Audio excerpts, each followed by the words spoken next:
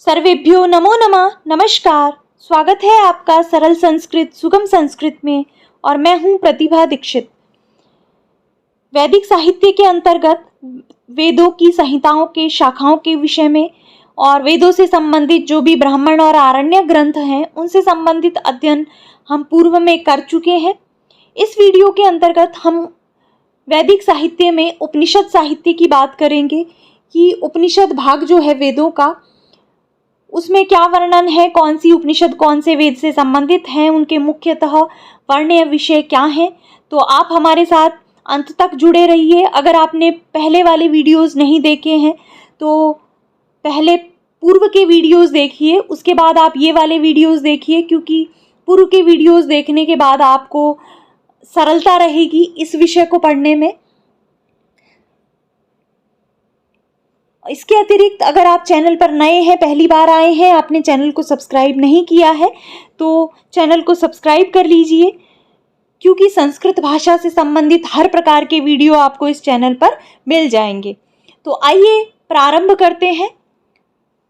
उपनिषद साहित्य जो है वो मुख्यतः वेदों का वह भाग है, वैदिक साहित्य का वह भाग है जिसके अंतर्गत ज्ञान कांड की प्रधानता है, जिसमें ब्रह्म विषयक विवेचन किया गया है, आध्यात्मिक विषयों का विवेचन किया गया है, ब्रह्म से संबंधित सृष्टि प्रक्रिया से संबंधित, किस प्रकार सृष्टि की रचना हुई, ये जगत क्या है, इस जगत से परे क्या है, इस जगत का मूल कारण क्या है, ये सारे दार्शनिक विषयों का, आध्यात्मिक विषयों का विवेचन जिस साहित्य के अंतर्गत किया गया है वो उपनिषद कहलाता है।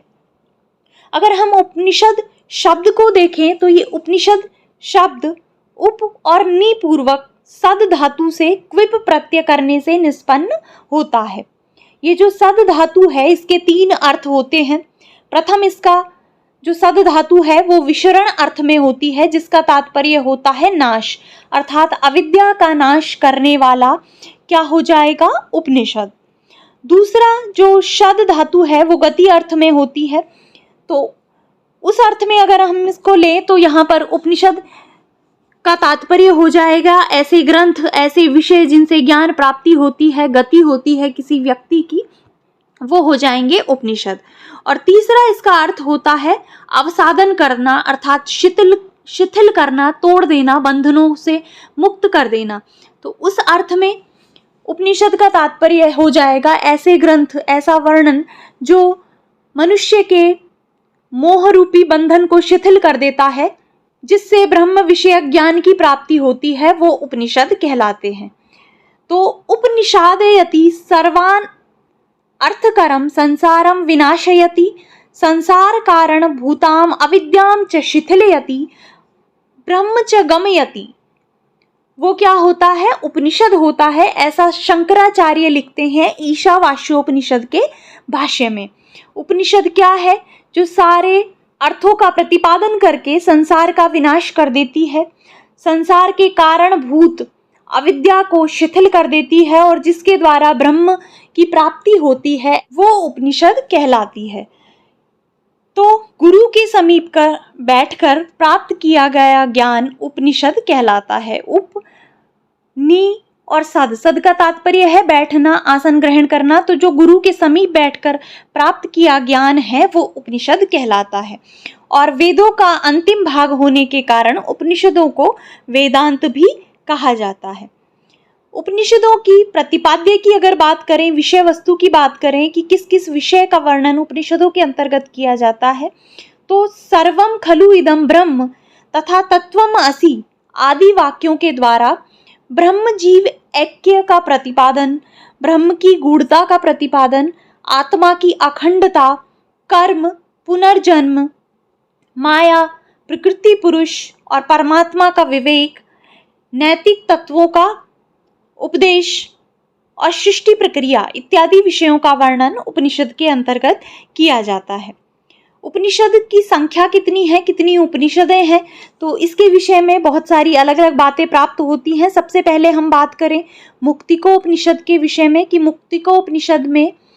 मुक्तिकोपनिषद का क्या मत है। तो मुक्तिकोपनिषद में 108 उपनिषदों का विवेचन किया गया है कि उपनिषद कुल 108 हैं।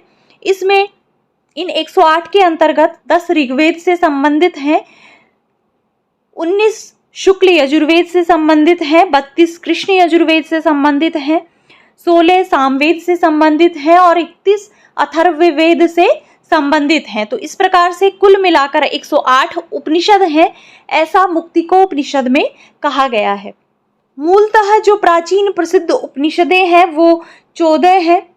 इन 14 के अंतर्गत जो 10 उपनिषदें हैं उन पर शंकराचार्य का भाष्य प्राप्त होता है। इसके अतिरिक्त 4 और हैं। तो ये कौन सी महत्वपूर्ण उपनिषदें हैं? ईश केन कठ प्रश्न मुंडक मांडुक्य तितरिहि ऐतरेयम च छांदोग्यम बृहदारण्यकम तथा। तो इन 10 उपनिषदों पर तो शंकराचार्य का भाष्य प्राप्त होता है, तो 10 तो हो जाएंगी ये। इसके अतिरिक्त 4 और महत्वपूर्ण उपनिषदें हैं, कौशितकी उपनिषद, श्वेताश्वतरो उपनिषद, मैत्रायणी उपनिषद और महानारायणी उपनिषद। इनमें से पिछले वीडियो में हमने पढ़ा था कि कौशितकी उपनिषद कौन से ब्राह्मण का, कौन से आरण्यक का अंतिम भाग है, किससे संबंधित है। तो अगर आपको याद है तो आप कमेंट करके अवश्य बताइएगा कि कौशितकी उपनिषद का संबंध किससे है, और यहीं पर आप कमेंट कीजिएगा क्योंकि आगे तो आ ही जाएगा कि कौशितकी उपनिषद कौन से वेद से संबंधित है। तो इस प्रकार से 14 प्राचीन प्रसिद्ध उपनिषदें हैं, इनका नाम आपको ध्यान रखना है। मुक्तिकोपनिषद में उपनिषदों की संख्या 108 बताई गई है और शंकर ने 10 उपनिषदों पर भाष्य किया है। अब इनकी विशेषता क्या है? एक विशेष बात इन उपनिषदों में प्राप्त होती है कि ब्रह्म का विवेचन इन उपनिषदों के अंतर्गत है। तो ब्रह्म 2 प्रकार का ब्रह्म माना गया है, निर्गुण ब्रह्म और सगुण ब्रह्म। अगर आपने थोड़ा सा भी वेदांत दर्शन पढ़ा होगा या आप उपनिषदों से परिचित होंगे तो आप जानते होंगे द्विविध ब्रह्म का प्रतिपादन किया गया है, निर्गुण और सगुण। तो उपनिषदों की ये विशेषता है कि इनके अंतर्गत जो निर्गुण ब्रह्म है, अर्थात जो निराकार है, संसार का मूल कारण है जिससे सभी की उत्पत्ति हुई है, उस निर्गुण ब्रह्म के विशेषण के रूप में नपुंसकलिंग का पद प्रयुक्त किया गया है। जबकि जो सगुण ईश्वर है, जो कि उपासना के लिए प्रयुक्त होता है, जिसकी उपासना की जाती है, जो ईश्वर के नाम से भी जाना जाता है, सगुण ब्रह्म, उसके लिए पुल्लिंग का विशेषण प्रयुक्त किया गया है। तो आपको ये विशेषता याद रखनी है। अगर आप थोड़ा सा भी किसी उपनिषद को पढ़ते हैं, डीपली पढ़ते हैं, वहां पर अगर आप मंत्र पढ़ेंगे तो वहां पर आप ये देखेंगे कि जो निर्गुण ब्रह्म है उसके लिए नपुंसकलिंग के विशेषण का प्रयोग किया गया है, जबकि सगुण ब्रह्म के लिए पुल्लिंग के विशेषण का प्रयोग किया गया है। अब हम बात करते हैं उपनिषद साहित्य की, अर्थात कि कौन सा उपनिषद कौन से वेद से संबंधित है, उसकी क्या प्रमुख विशेषता है। तो सबसे पहले बात करते हैं ऋग्वेदीय उपनिषदों की। ऋग्वेद से संबंधित 2 उपनिषदें प्राप्त होती हैं, ऐतरेय उपनिषद और कौशितकी उपनिषद। इनमें से जो प्रथम ऐतरेय उपनिषद है, ये ऐतरेय आरण्यक के द्वितीय आरण्यक के अंतर्गत 4 से 6 अध्याय पर्यंत जो वर्णित विषय है वो ऐतरेय उपनिषद के नाम से जाना जाता है। अर्थात ऋग्वेद की ऐतरेय शाखा है, उसका ऐतरेय आरण्यक है।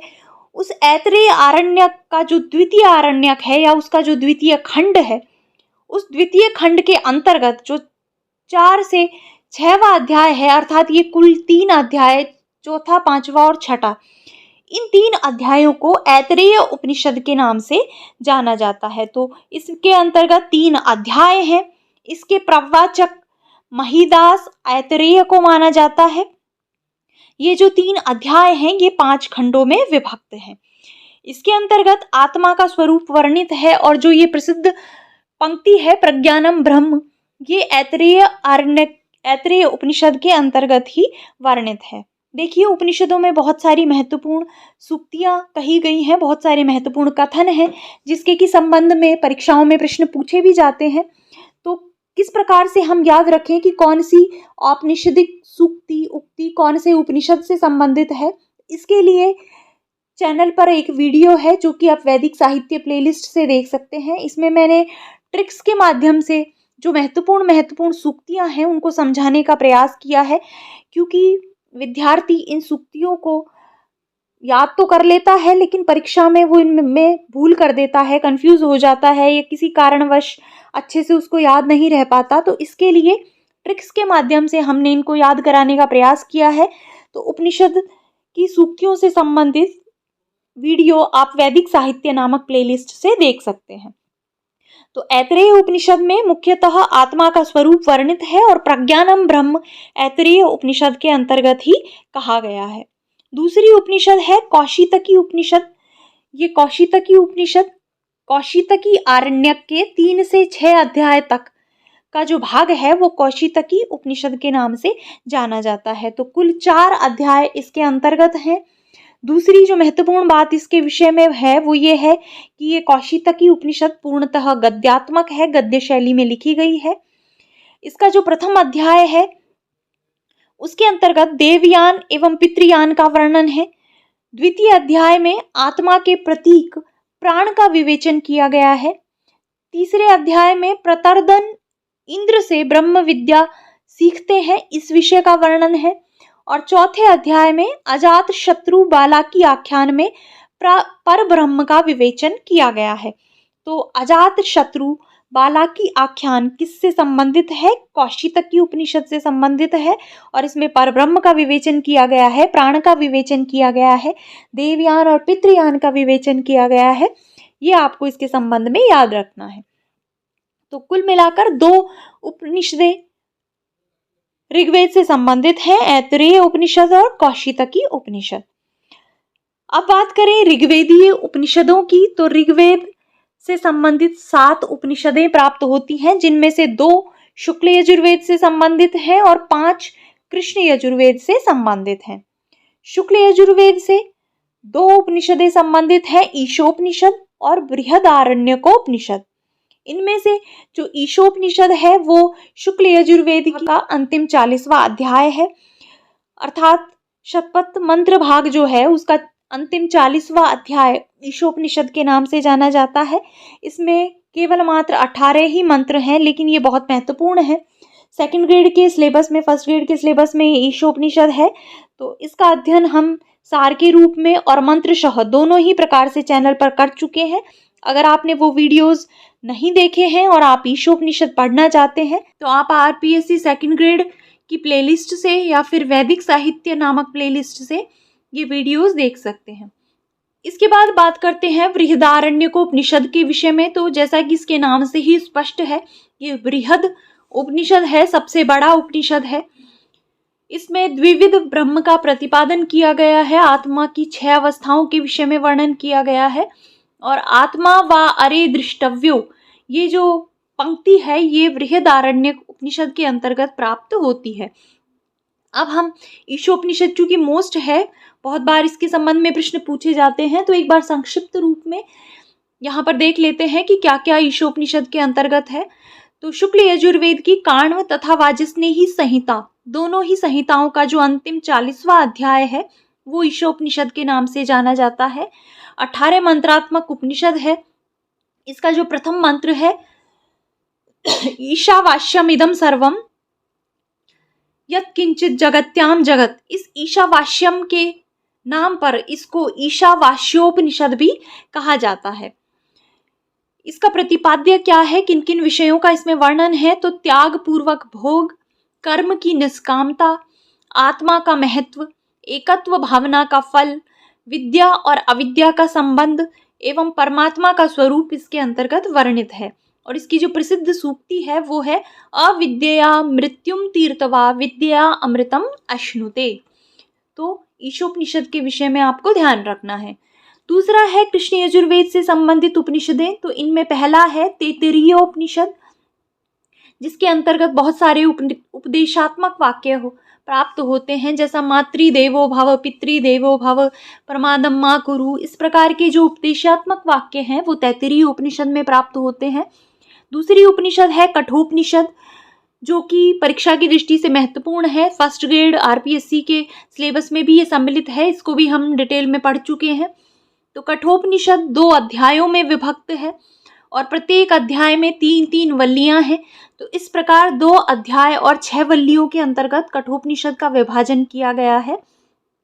इसमें बहुत ही महत्वपूर्ण यम नचिकेता संवाद प्राप्त होता है, जिसके के अंतर्गत स्वर्गीय अग्नि, आत्मा के स्वरूप इत्यादि विषयों का विवेचन किया गया है। श्रेयस प्रेयस का वर्णन इसमें किया गया है। तीसरी उपनिषद है श्वेताश्वतरोपनिषद, जो कि सांख्य दर्शन से संबंधित मानी जाती है। सांख्य के सिद्धांत इसके अंतर्गत प्राप्त होते हैं। चौथी उपनिषद है मैत्रायणी उपनिषद, जो मित्रयु जिसके प्रवाचक माने जाते हैं। और पांचवी उपनिषद है महानारायण उपनिषद। तो इस तरीके से ये 5 उपनिषदें कृष्ण यजुर्वेद से संबंधित हैं। इसके बाद सामवेदीय उपनिषदों की बात करें तो सामवेद से संबंधित 2 उपनिषदें प्राप्त होती हैं, छांदोग्य उपनिषद और केनोपनिषद। तो छांदोग्य उपनिषद क्या है, कौन से मंत्र का? छांदोग्य आरण्यक के ही कुछ अध्याय छांदोग्य उपनिषद के नाम से जाने जाते हैं, जैसा कि हम आरण्यक के विषय में देख चुके हैं। इसका जो महत्वपूर्ण पंक्ति या कथन है वो है तत्वमसि।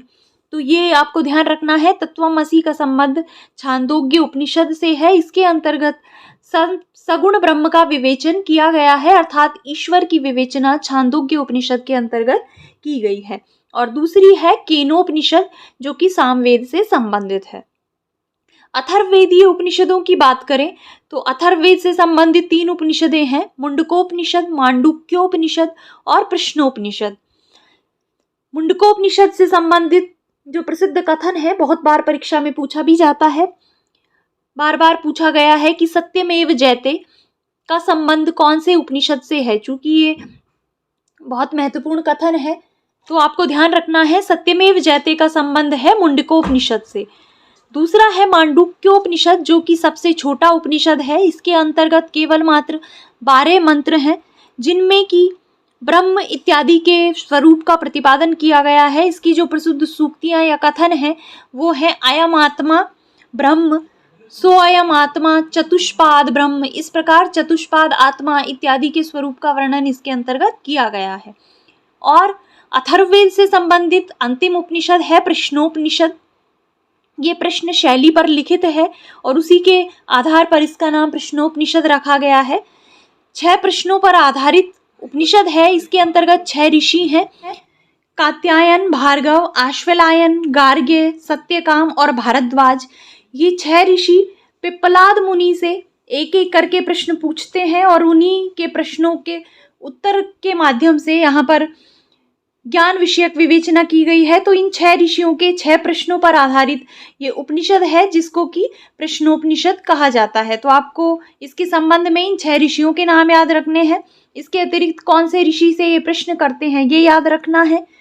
प्रश्नोपनिषद का संबंध कौन सी वेद से है, इसको भी ध्यान रखना है। तो इस प्रकार से जो भी महत्वपूर्ण उपनिषदें हैं, आरण्यक है, ब्राह्मण है, उन सभी को हमने बहुत ही अच्छे तरीके से पढ़ लिया है। तो आशा है ये वीडियो आपके लिए परीक्षा की दृष्टि से उपयोगी सिद्ध होगा।